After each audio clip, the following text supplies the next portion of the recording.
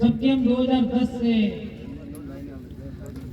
हम लोगों ने सोचा कि वो पूर्वज हमारा था, संत सुरमाल भील था, खराड़ी था, तो उनकी खुद की जय जयकार होनी चाहिए। जय गुरु महाराज बोलते हैं तो गोविंद गुरु की जय जरूर होती है, ठीक है। लेकिन वो भी हमारे समाज के नहीं थे। उनको हमारे समाज ने गुरु एक्सेप्ट किया अपनी संस्कृति में लेने के बाद। ये बात कई लोगों को तो पता ही नहीं। तो संत सुरमाल तो पैदाइशी हमारे डीएनए थे, हमारे भील समाज के गुरु थे। और मनुस्मृति पढ़ोगे और बहुत सारे धर्म सूत्र को पढ़ोगे, गौतम धर्म सूत्र को, तो आपको उसमें पढ़ने को मिलेगा कि आपका शूद्र समाज के अंदर किसी भी व्यक्ति को तपस्या करने का अधिकार नहीं।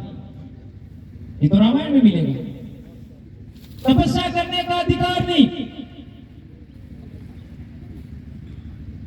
तब तपस्या करने का अधिकार नहीं है तो गुरु बनने का अधिकार नहीं है, ज्ञान प्राप्त करने का अधिकार नहीं है। और मनुस्मृति पढ़िए तो संत सुरमाल महाराज को शीशा पिलाया था, वो कानून किसका था? उसके लिए गौतम धर्म सूत्र पढ़िए, उसके अंदर लिखा हुआ है। लेकिन विडंबना देखिए, हमारे सांसरपुर पाल के अंदर एक भजन सम्मेलन था, उसके अंदर संत सुरमाल महाराज के बेटे वंशज बैठे हुए, उनके सामने उनके कोटवालों को मैंने पढ़वाया गौतम धर्म सूत्र में क्या लिखा है, इसको पढ़ करके जनता को बताइए। और वो दोनों टीचर थे, बोले तक नहीं, पढ़ने से मना कर दिया। इतनी बड़ी बात है। सच सच बोलना नहीं चाहते, सच सुनना नहीं चाहते, सच स्वीकार करना नहीं चाहते। शीशा पिलाया, वो कौन सा नियम था ये जानना होगा। ये अंग्रेजों का नियम नहीं था, लेकिन ढोल दिया अंग्रेजों पर।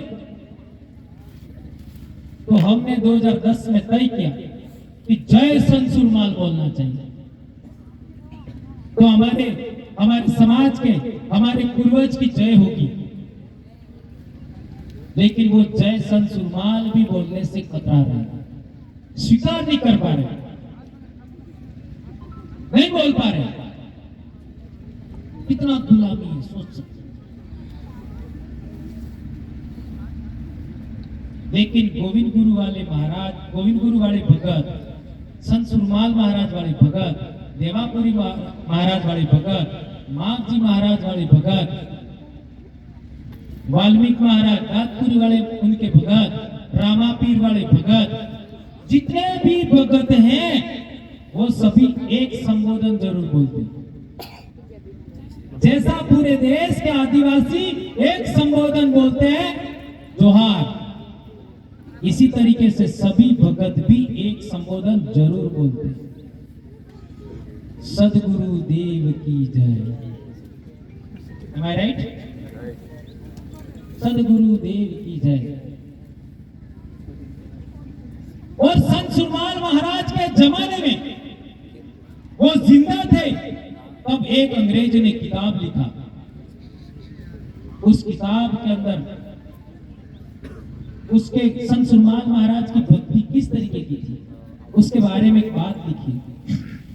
क्या लिखा है? Sinless God, sinless God. Sinless God का अर्थ क्या होता है? ऐसा ईश्वर जिस पर कोई दाग नहीं है, बेदाग, निष्कलंक। अब जितने भी ईश्वर हैं या जिनको ईश्वर माना जाता है, उनके ऊपर दाग है कि नहीं आप सोच सकते, उनके चरित्र पर, उनकी कथा कहानी पर। तो फिर हमारे पूर्वज संत सुरमाल महाराज किस तरीके के भगवान की बात करते थे, वो आप सोच सकते हो। दूसरी बात कहा, लाइक एयर, यानी उनका भगवान हवा के समान है। और તમારી ઘેરની આસપાસ ભૂતેડો આવી જાય તે ગડા આઈ બાપ હું કહીએ પૂર્વજ વાપસી આપે તો ગલતી થઈ ગઈ તો માફ કરશું, તમારા નામનો દીવો કરે, પણ આ સારને આ ઘેર ઉડાડી દો लाइक है। यही बात था इसमें, हम हवा के अंदर भगवान को मानते थे और तुम्हारे शरीर में हवा है, एटलीस्ट बार તમે हो हवा नकली गई थे तो તમે हवा में जवाना हो। तो हमारे पूर्वज कहाँ है? हवा के अंदर। ये हमारा समाज का मान्यता है, ये बहुत बड़ी बात है, ध्यान रखना। हम हमारे पूर्वजों को किस में देखते हैं? हवा के अंदर। ये बात ध्यान रखनी होगी। और एक महत्वपूर्ण बात है, विदाउट एनी फॉर्म। क्या लिखा है? Without any form. यानी संत सुरमाल महाराज जिस ईश्वर की कल्पना करते हैं, जिस भगवान की बात करते हैं, उसका कोई आकार प्रकार नहीं है। और हमारे सभी लोग पाठ पूजन करते हैं तो दीपक होता है, उसी दीपक को भगवान मानते हैं। और हमारे प्रतीक चिन्ह में क्या है? दीपक ही है। ये सिंबल ऐसे नहीं बनाया, दीपक ज्योत, ज्योत को ईश्वर माना गया। अब सदगुरु देव की जय, ये सभी लोग कॉमन बोलते हैं। भाई सदगुरु है कौन? है कौन है? ये सदगुरु कौन है? जिसने सदा सत्य बात कही होगी इस धरती पर, जिसने सदा सत्य बात कही होगी, अकाट्य बात जिसको कोई काउंटर नहीं कर पाया। ऐसे बात कहने वाला कौन था हमारे देश में? तो इसमें एक बहुत बड़े व्यक्ति का नाम आता है, क्योंकि जितनी भी मूर्तियां भारत देश में मिली है वो गौतम बुद्ध की मिली, इसके अलावा किसी ने मिली। तो उनका एक सूत्र है, वो आपको मैं सुनाना चाहता हूं। धम्मपद यमक भगो 5 न ही वेरेन वेरानी सम्मतिद कुदाचन अवैरेन च सम्मति एस धम्मो सनातनो। हिंदी अर्थ है, वैर से वैर कभी शांत नहीं होता, अवैर से वैर शांत होता है। यही संसार का सनातन नियम है। वैर से वैर शांत नहीं होता, अवैर से वैर शांत होता है। यही संसार का सनातन नियम है।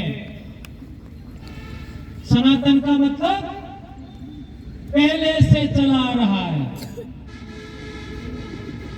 ये लिखा हुआ है प्राकृत भाषा में। और कई लोग सनातन का मतलब क्या मानते हैं?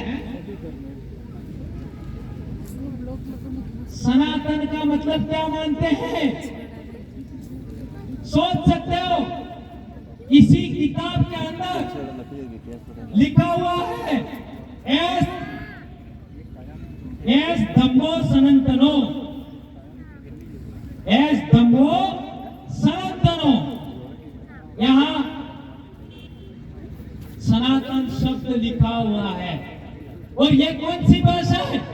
जिसका सबसे पुराना पुरातात्विक अवशेष मिले, सबसे पुराने 2500 साल पुराने लिखित प्रमाण मिले, और वो भी पत्थर पर। उसमें लिखा हुआ है, वो भाषा में लिखा हुआ है। और इसमें सनातन का अर्थ क्या बताया है? जो आदि अनादि काल से सच बात है वो चली आ रही है निरंतर, वो अब सदगुरु देव की जय और सनातन, इसमें कुछ मैच हो रहा है? हो रहा है? तो एक उदाहरण और दे देता हूं। भगत आपने बोला, वो दूसरे लोग क्या बोलते हैं? भक्त। अपन क्या बोलते हैं? भगत। वो लोग क्या बोलते हैं? भक्त। ठीक है। अब भगत है, वो प्राकृत भाषा में भी एक ऐसा शब्द है भिक्षु।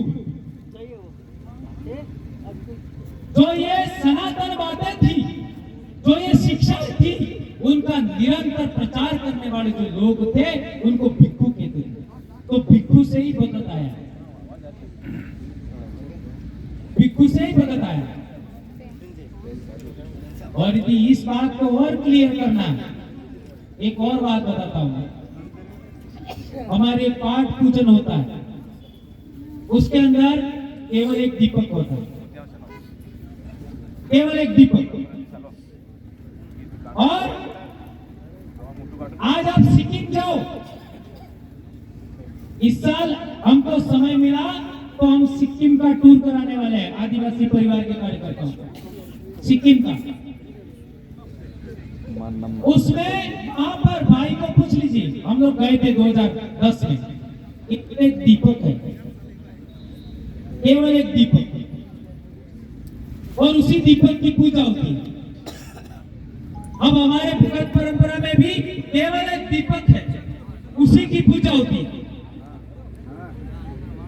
और एक बड़ी बात, प्रचार करने के लिए एक कमेटी होता था, और हमारे भी मेट कोटवाल भंडारी दीवान एक कमेटी हुआ करती थी। और तो और अब ये जो शामला जी है, शामला जी आज का नया नाम है, उसका पुराना नाम क्या है? उसके पुरावशेष मिले वहां पर, बौद्ध स्तूप मिला, उसका पुराना नाम क्या है? देवनी मोरी। और शामला जी का एक बहुत फेमस भजन है, उसमें शामलिया का जो ध्वजा है, वो ध्वजा का रंग कैसा बताया उस भजन में? धोली धजाए वालो शामलियो महाराज, धोली धजाए वाला शामलिया महाराज, बराबर। और शामलिया ने आसपास वाला ही तीनी धजा वाला ही